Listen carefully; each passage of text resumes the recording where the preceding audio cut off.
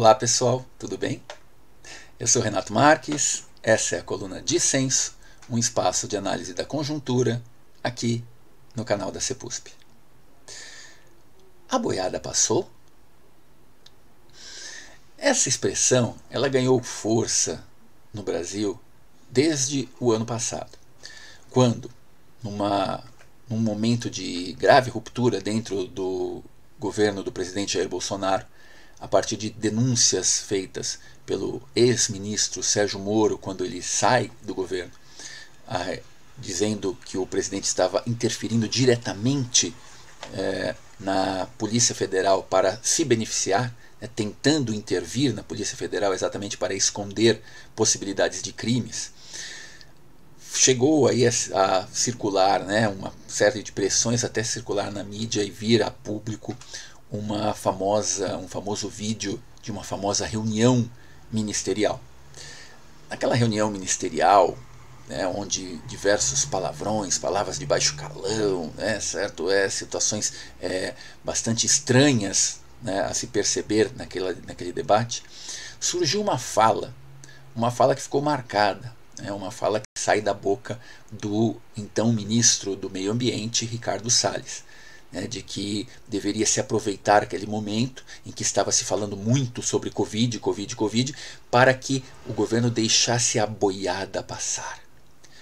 E o que seria deixar a boiada passar? Basicamente, aprovar todas aquelas medidas trágicas, aquelas propostas que causariam realmente uma grande resistência dos trabalhadores, da população em geral, que estaria naquele momento iludida, era essa a intenção do ministro em falar isso, que estaria naquele momento assustada, atemorizada e apenas preocupada com a doença, com o espalhar da pandemia, e assim poderia-se passar todas aquelas medidas bastante negativas que o governo desejava.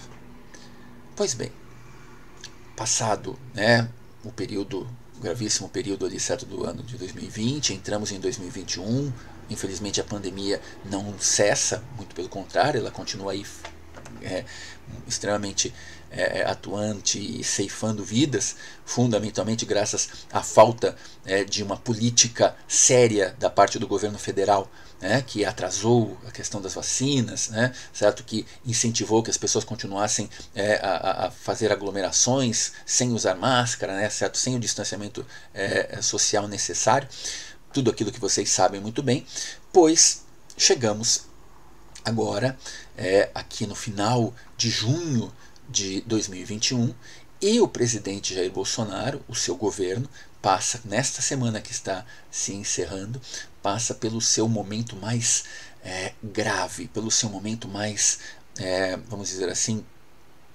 chocante. Foi uma semana extremamente difícil para o presidente da República, porque ele vai ter diversas perdas acumuladas em um curto espaço de tempo. A primeira que chama mais atenção é exatamente a situação do ministro Ricardo Salles, aqui citado, ministro do Meio Ambiente, que foi demitido. Oficialmente pediu demissão, mas o que circula nos meios políticos é que ele foi demitido.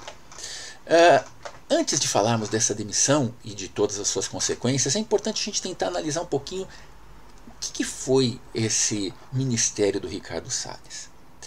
Para começo de conversa, o ministro Ricardo Salles, se fosse este um governo normal, se fosse este um governo em que as políticas públicas fossem pensadas de forma a gerar um processo de melhora da situação de vida das pessoas, seria muito estranho ter um ministro com as características e o currículo de Ricardo Salles exatamente no Ministério do Meio Ambiente.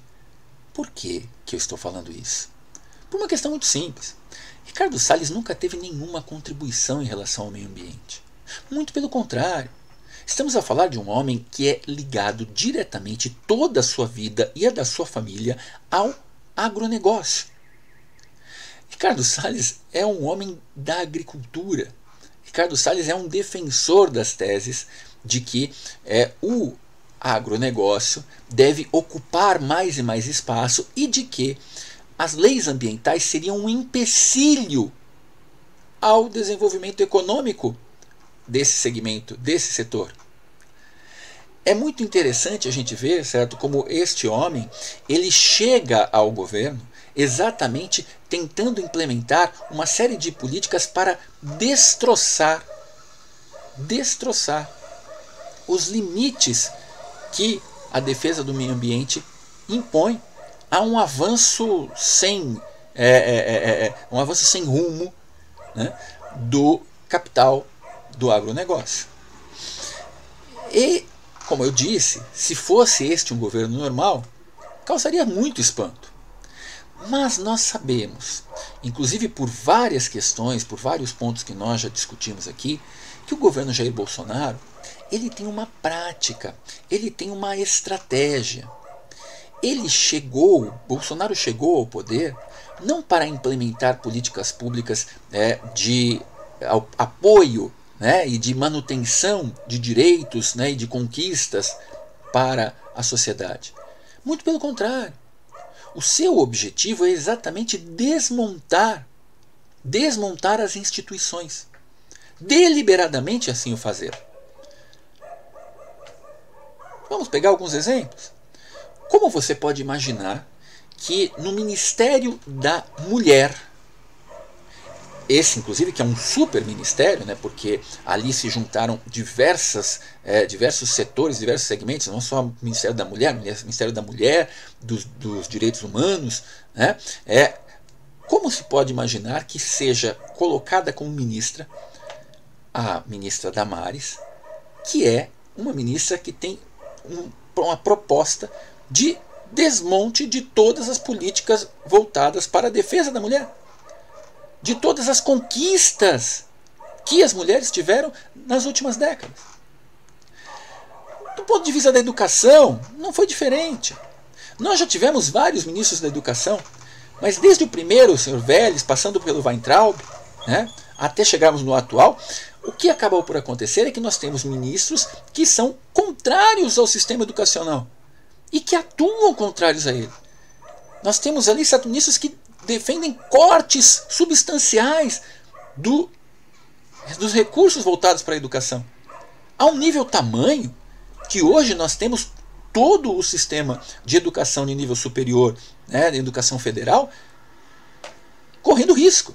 Inclusive com algumas universidades seríssimas, importantíssimas, berços do processo de desenvolvimento científico e tecnológico desse país, pronto, muito perto de colapsar. Não é diferente. Podemos citar o exemplo do Ministério da Saúde. Sim, o Ministério da Saúde que já teve 4 ministros. 4 ministros trocados no meio da mais grave crise sanitária da história desse país. E que foram trocados exatamente por quê? Porque a ideia do governo é um Ministério da Saúde que não funcione.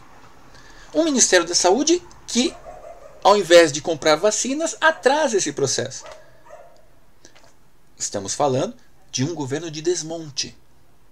De um governo que é responsável, como aliás a CPI da Covid no Senado provou mais uma vez essa semana, depois de uma arguição muito bem embasada do professor Pedro Elal, da Universidade Federal de Pelotas, provou, né, para a sociedade que desses mais de 500 mil seres humanos brasileiros que lamentavelmente morreram, segundo os estudos, perto de 400 mil poderiam ter sido evitados.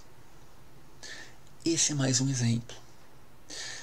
O caso de Ricardo Salles não é diferente. Ele era um homem que defendia teses de destruição do meio ambiente a partir de uma visão completamente atrasada, equivocada, anacrônica, de que desenvolvimento não pode coabitar com preservação ambiental. e veio aí, certo, desde o início da sua gestão nessa pasta, atuando de forma dura e peremptória para levar a esse tipo de situação, desmontando com recursos vários segmentos importantes de fiscalização da atuação aqui no Brasil, como por exemplo o IBAMA, como por exemplo o ICMBio. E vamos lembrar que foi na gestão de Ricardo Salles, do governo do presidente Jair Bolsonaro, que o Pantanal no ano passado perdeu quase 30% de toda a sua cobertura vegetal em incêndios absurdos, com total falta de empenho por parte do Estado brasileiro para resolver o problema. Vamos lembrar que na gestão de Ricardo Salles, a Amazônia teve, contando obviamente, certo, conjuntamente, um nível de desmatamento tão absurdo que, só para poder ilustrar para vocês, é o equivalente a que se você desmatasse mais de 7 cidades de São Paulo. Isso apenas nesse intervalo temporal, desde a chegada de Bolsonaro ao poder. São casos e mais casos. Casos gravíssimos que foram submetidos aí a esse tipo de circunstância, a esse tipo de dificuldade. Mas não é só isso. Ricardo Salles sai do ministério porque ele está com processos sobre a sua pessoa correndo na justiça. Processos esses que estavam no Supremo Tribunal Federal. E para você que não é muito afeito a as questões ambientais, só para que você saiba, tenha uma noção, os processos dizem respeito, por exemplo, ao fato de que ele está sendo acusado, ele como ministro do Meio Ambiente, de atuar em defesa do desmatamento e da venda, da exportação de madeira ilegal. Essa é uma das suspeitas. Assim como também uma das suspeitas, o fato dele estar sendo acusado de tentar evitar que a fiscalização do IBAMA e da Polícia Federal autue as grandes empresas que desmatam. Parece uma piada. E seria uma piada trágica, se não fosse verdade. Mas é verdade, vejam só, um ministro do meio ambiente que atua contra o meio ambiente. Repito, infelizmente não é novidade nesse período completamente fora de propósito que a gente vive no governo atual. Muito bem, Ricardo Salles foi embora. Mas precisamos entender como é que foi esse contexto dele ter ido embora. Por que eu digo isso? Porque no dia em que Ricardo Salles é demitido ou pede demissão, você aí escolhe a alternativa que lhe couber, nesse exato dia vai ser o dia em que explode em nível nacional o maior escândalo relacionado à questão de corrupção do governo Jair Bolsonaro. O governo Jair Bolsonaro, que tem sido denunciado em vários lugares por uma série de práticas nocivas à democracia, por uma série de práticas nocivas à vida, vide a sua postura a respeito da questão de como trata a pandemia, ele, segundo os seus defensores, ele se escorava na tese de que não há denúncias de corrupção com substância a respeito do tal governo. Pois agora explodiu uma muito séria. O caso Covaxin. O caso, hoje já debatido, está sendo debatido, por exemplo, na CPI, de denúncias de que o presidente o presidente recebeu um deputado e o seu irmão, que é um funcionário do Ministério da Saúde, que fizeram denúncias claras e documentadas de que para a compra de um grande lote de vacinas da Índia, a tal vacina Covaxin, poderia, né, estar exceto sendo feita de forma ilegal. E aparentemente o presidente não fez nada. Bom, isso tudo é coisa que vai ser investigado, né? Vai ser analisado. Não podemos aqui já fazer a afirmação se é ou não é. Não temos essa capacidade, nem esse direito e nem esta vontade. Nós estamos aqui para aguardar, como todos os cidadãos devemos aguardar, o processo da justiça. Mas o que podemos falar aí sim é que exatamente nesse momento em que explode, né, essa denúncia, Ricardo Salles sai do governo. E é interessante porque a jornalista Andréa Sadi, das organizações Globo, naquele dia mesmo ela lembrou uma coisa muito importante pelas redes sociais. Ela lembrou que quando explodiu o caso, né, com a prisão do senhor Queiroz, estão lembrados do Queiroz? Né? É um operador da família Bolsonaro. Quando ele foi preso, exatamente naquele dia houve a demissão do ministro da Educação, Weintraub. Seria a demissão de Salles parte desse modus operandi, né, do governo, de que quando alguma coisa séria, grave aparece, resolvem abrir uma cortina de fumaça aí, certo, com a demissão de algum ministro? Não sabemos. O que sabemos é que do ponto de vista vamos dizer, de complicar o julgamento, ou seja, né, arrumar mais tempo para o ministro Ricardo Salles, foi bom para ele ser afastado, né, ser demitido, porque assim o caso dele, que seria julgado no Supremo Tribunal Federal, ele vai ser julgado na primeira instância, permitindo a ele mais espaço para recorrer caso a sentença seja negativa para a sua figura. De qualquer maneira, é interessante para poder ilustrar, porque aconteceu agora horas atrás, uma notícia importante. A ministra Carmen Lúcia do Supremo Tribunal Federal decidiu e determinou que o ex-ministro Ricardo Salles deve apresentar o seu passaporte para a Polícia Federal, numa ação típica, de tentativa de evitar uma possível fuga. Devemos ver, devemos observar. O fato é que o governo Jair Bolsonaro está acuado. Como disse, a semana não foi nada positiva para ele, embora ele tenha tido algumas vitórias, né, dentro de uma lógica aí dialética. Né, ele conseguiu, por exemplo, aprovar na Comissão de Constituição e Justiça, né, uma proposta que eles defendem há muito tempo, que é a proposta de modificar o processo de demarcação das terras indígenas, contrário à vontade de todos os indígenas, e favorecendo exatamente o agronegócio, né, favorecendo aqueles os garimpeiros, aqueles que invadem as terras indígenas. É algo que também precisa ser observado com calma e discutido no futuro. Não é lei ainda, mas já foi aprovado na Comissão de Constituição e Justiça o primeiro passo para que venha a ser talvez um dia aí colocado como aprovado como lei. O governo está acuado, as pesquisas de opinião mostram que ele está em franca queda.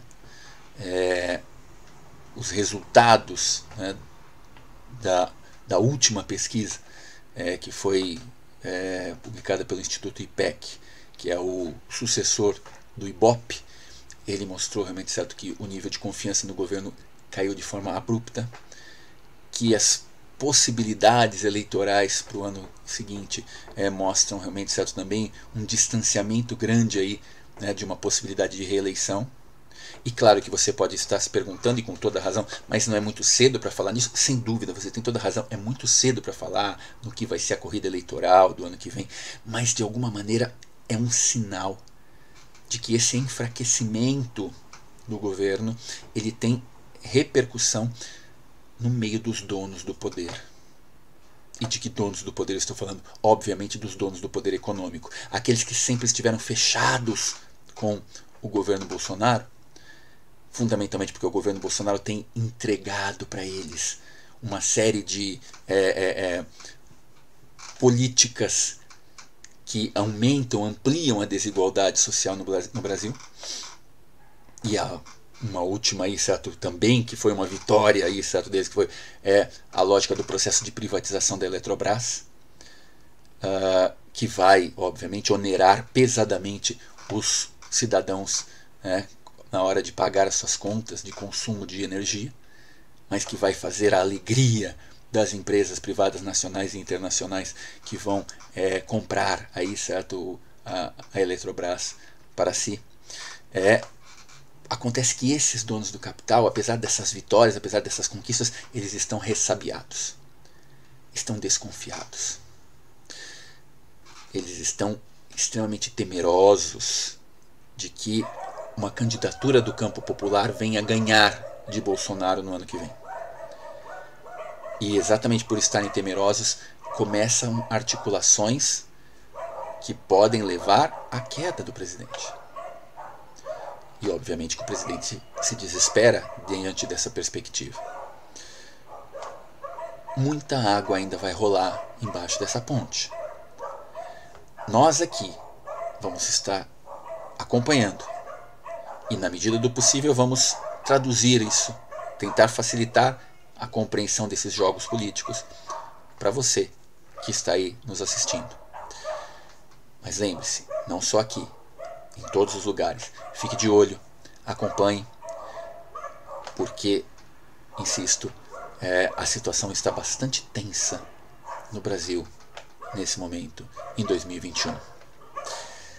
Pessoal, um forte abraço, até a próxima. Tchau, tchau.